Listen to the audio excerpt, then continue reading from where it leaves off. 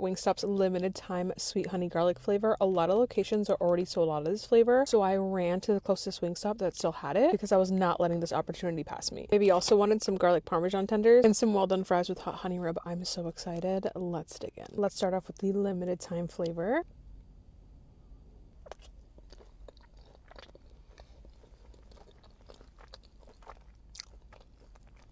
Oh, yeah.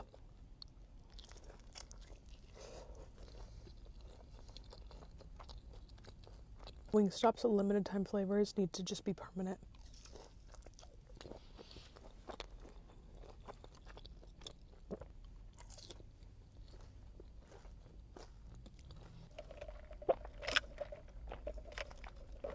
Let's get some fries.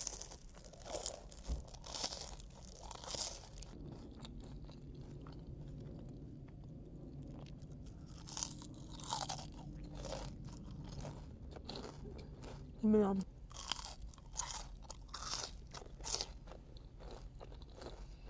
They're like extra crispy today, extra seasoned.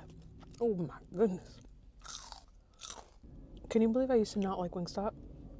I know, crazy. Now on to what baby wanted.